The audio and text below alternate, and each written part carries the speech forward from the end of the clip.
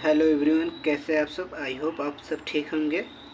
तो आज हम सेकेंड लेक्चर स्टार्ट कर रहे हैं। सेकेंड लेक्चर में हम लोग पढ़ेंगे स्ट्रक्चर ऑफ सी प्रोग्राम। तो चलिए स्टार्ट करते हैं आज का second lecture. Structure of C program. A C program structure include header file, the main function, declaration statement and a return value. It organizes how a program begin, execute, instruction, perform operation, manage input, output, and finish execution correctly. बच्चों, एक C program proper structure follow करता है। सबसे पहले header file होती है, फिर main function होता है जहाँ से हमारा प्रोग्राम स्टार्ट होता है। उसके अंदर हम लोग अपना कोड लिखते हैं और लास्ट में हम लोग एक वैल्यू रिटर्न करते हैं और प्रोग्राम को फिनिश कर देते हैं। चलिए यहाँ समझते हैं। ये हमारा हेडर फाइल है, कल भी बताए थे फर्स्ट लेक्चर में। जो नहीं देख आज समझ ले। ये हमारा हेडर फाइल होता है, ये हमारा मेन फंक्शन होता है और मेन फंक्शन से हमारा प्रोग्राम स्टार्ट होता है। यहाँ से स्टार्ट होता है। ये हमारा प्रिंट एफ होता है। प्रिंट एफ हमारा एक फंक्शन होता है सी लैंग्वेज में, प्री डिफाइन, ऑलरेडी इसमें डिफाइन होता है। इसमें डबल कोट लगाकर लिखे हैं, ये बीच में स्ट्रिंग है। आगे पढ़ेंगे ये टॉपिक। तो इसे प्रिंट कराएगा हेलो सी। उसके बाद से लास्ट में हम लोग रिटर्न जीरो एक वैल्यू रिटर्न कर रहे हैं, 0 इंटीजर, और कर्ली ब्रेसेस क्लोज हो जाएगा। यहाँ ओपन हुआ था, क्लोज हो जाएगा। ये हमारा कोड सक्सेसफुली चल जाएगा। ठीक है, समझ गए होंगे आई होप। आगे बढ़ते हैं।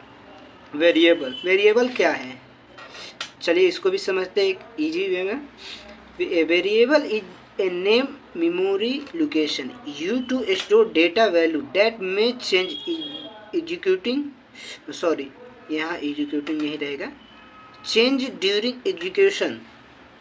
It help programmer hold, modify and reuse information essential for calculation, logic, input handling and general operation within a program.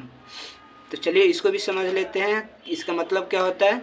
Variable act as a container.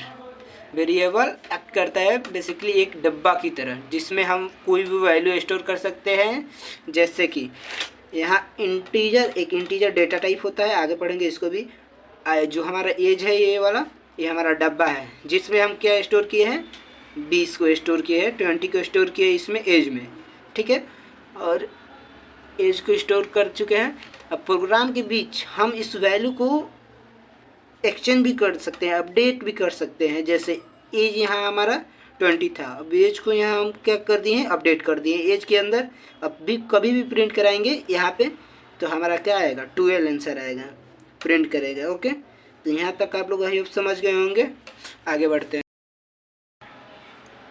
तो यहाँ हम डेटा टाइप को समझेंगे। डेटा टाइप क्या होता है, इसको हम चलिए समझते हैं। A data type defines what kinds of data a variable can store, such as integer, decimal और कैरेक्टर्स.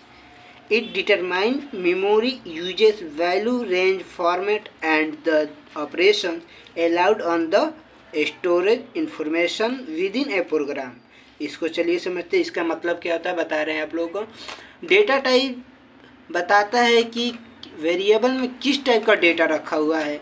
अगर हमारा न्यूमेरिकल वैल्यू है, अगर हमें न्यूमेरिकल वैल्यू स्टोर करना है तो उसके लिए इंटीजर यूज करेंगे। इंटीजर, जैसे ये हमारा इंटीजर है, अभी हम बताए थे पहले भी इंटीजर। जैसे मार्क्स हो गया, मार्क्स से स्टोर करना है तो इंटीजर, मार्क्स तो डेसिमल में नहीं होगा, इसीलिए हम मार्क्स को इंटीजर में स्टोर करेंगे। एक हमारा होता है फ्लोट, जिसके फ्लोट कहाँ यूज करेंगे, डेसिमल वैल्यू के लिए। अगर हमें डेसिमल वैल्यू स्टोर करना है तो हम फ्लोट डेटा टाइप को यूज करेंगे, राइट। तो जैसे हो गया फ्लोट हमारा प्राइस है, तो प्राइस को फ्लोट में स्टोर करिए। स्टोर डेटा टाइप है। प्राइस का मतलब स्टोर मतलब जानते हैं, प्राइस है हमारा। प्राइस का डेटा टाइप क्या है, फ्लोट है। इसमें वैल्यू क्या स्टोर है, 50.6 डेसिमल वैल्यू। उसी तरह कैर डेटा टाइप होता है जिसके अंदर सिंगल लेटर आता है उसे कैरेक्टर कहते हैं। जैसे ग्रेड हमारा हो गया, इसमें डबल कोट के अंदर सिंगल लेटर को लिखा जाता है कैरेक्टर को, इसमें ए हमारा। तो थैंक यू, मिलते हैं थर्ड लेक्चर में। आई होप वीडियो अच्छा लगा हो तो लाइक ज़रूर करिएगा और चैनल को सब्सक्राइब कीजिएगा। Thank you.